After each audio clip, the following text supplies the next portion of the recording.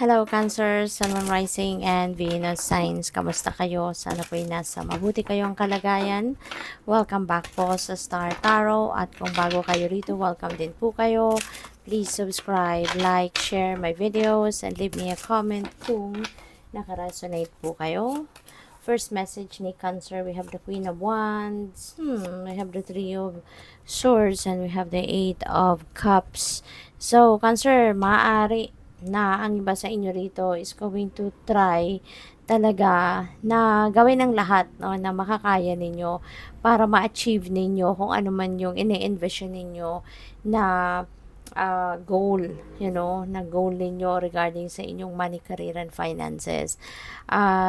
Despite the heartbreak, or meron kayong mga disappointments, or meron kayong nagkaroon kayo ng mga frustrations, sa mga nangyari sa buhay mo in the past, no, na regarding sa inyong kaperahang aspeto, trabaho or career or business ninyo. Despite that, feeling ko sa ngayon, ano pa rin kayo, magiging optimistic pa rin kayo, magiging optimistic pa rin kayo na ayusin or gawin, no, yung kung ano man ang kailangan ninyong gawin para ma-achieve ninyo, no, yung kung ano man ang mga bago ninyong plano.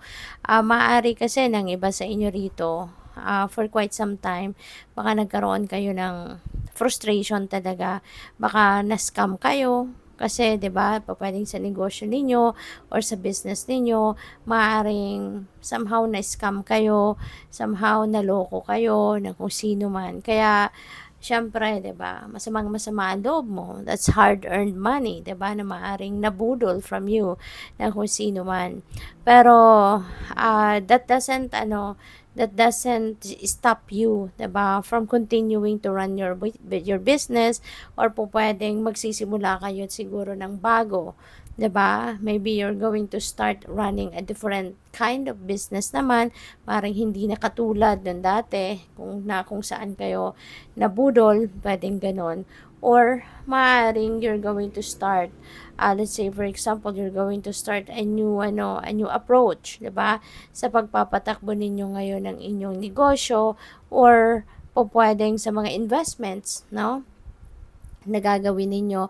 Maybe po pwedeng magsisimula kayo ng bagong chapter on those areas sa ngayon, no? And maaring babangon kayo, 'di ba? You're going to get on your feet, and you're going to do anything and everything in your power para makabangon. No, yun ang napipick up ko dito for some of you. We also have the Eight of Cups. So, Eight of Cups, this is departure energy.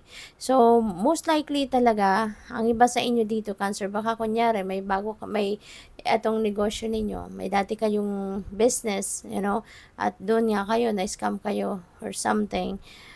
Po pwedeng yun ang iiwanan ninyo, no? So, maaaring you're going to close that door, talaga, at baka siguro malaking amount of money ang pwedeng nabudol sa inyo na kung sino man, kaya mas gugustuhin mong tapusin na, putulin na yung cords between you and that business. Maybe you're going to close down that business, at pwedeng you're going to start something new, something else, something different, no? So, pwedeng ganun ang ganap dyan for some of you. Kasi parang, maring naloko na kayo dyan, nabudol kayo, na-scam kayo. So, feeling ninyo, so that is so already surrounded, no, with negative energy. Kaya, pwedeng mas gugustuhin ninyo na umalis na, baguhin na ang sitwasyon, no? So, pwedeng ganun. So, tignan natin kung ano pa ang mga messages para kay Cancer. So, we have winning. Sooner or later, luck comes to everyone. So, don't spend everything at once, okay? So, napakaganda. Pagdating naman siguro sa mga game of chance, pwedeng siswertehin kayo.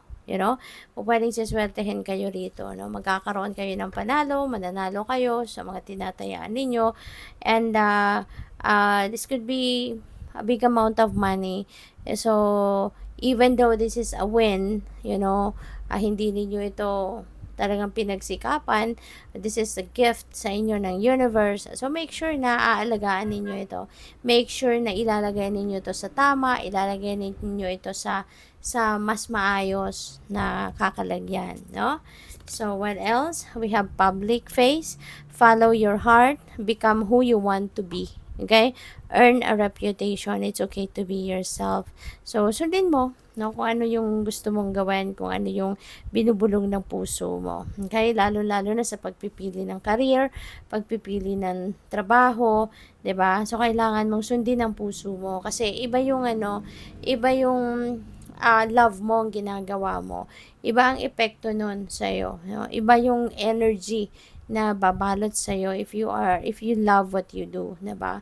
If you are doing your passion, if you are, kunyari yung business mo, or career mo, or yung trabaho mo, if that's what you love to do, no, mapapansin ninyo na ang bilis ng swerte, ang bilis ng pag-akyat ng swerte sa'yo, ang bilis ng tagumpay mo. You know, mapapansin ninyo yan kasi iba yung ginagawa mo, yung mahal mo, diba? So, what else? We have fruits of labor. Wow, Cancer. It's time to reap the fruits of your labor and become rich. Wow, rich gain is here. So, magiging yayamanin kayo, diba? Rich gain. So, talagang marami ang po pwedeng perang dadating sa'yo. Po pwedeng uulanin kayo ng swerte, po pwedeng uulanin kayo ng pera. At ang maganda rito, this is going to be a very sweet victory para sa'yo. Kasi, ano ito fruit of your labor ito. Bunga ito ng pagsisikap mo. Bunga ito ng iyong pagtatrabaho. Kaya masarap, no, ang pakiramdam na malaking pera ang babalik sa iyo dahil sa pinagsikapan mo ito. Diba? So, good luck sa'yo. So, tingnan natin kung ano ba ang mga messages para kay Cancer. So, we have right direction. Ayan. So, napakaganda. Kasi, kung saan man kayo patungo, 'di ba? Meron kayong sisimulang bago. You're heading towards a different path. So, kung saan man kayo patungo, saan man kayo papunta, looks like you're heading towards the right direction. So, this could be a good decision on your part na hindi ka na babalik doon sa dati mong kunyari, negosyo, 'di ba? Hindi ka na babalik sa dati mong negosyo, magsisimula ka na lang ng bago, 'di ba? Kasi nga kumbaga napuno na 'yon ng negativity, you know? So you're heading towards the right direction.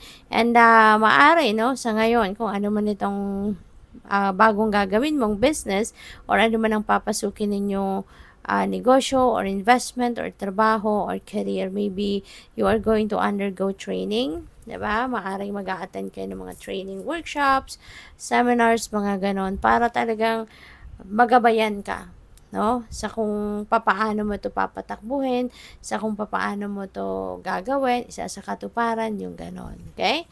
So, we also have overspending, na mag-iingat kayo dito sa overspending, sa pagsha-shopping, kasi baka mayroon kayong tendency to overspend, may tendency kayo for impulsive shopping or buying, diba? So, mag-iingat kayo kasi pinaghirapan ninyo ang pera, 'di ba? Maganda, no, na talagang kung meron kayong pagkakagastusan ng inyong pera, yung pinagplanuhan ninyo, yung pinag-isipan ninyo, at yung talagang mapapakinabangan ninyo. Okay? So, good luck. Thank you for watching, Love and Light. Namaste.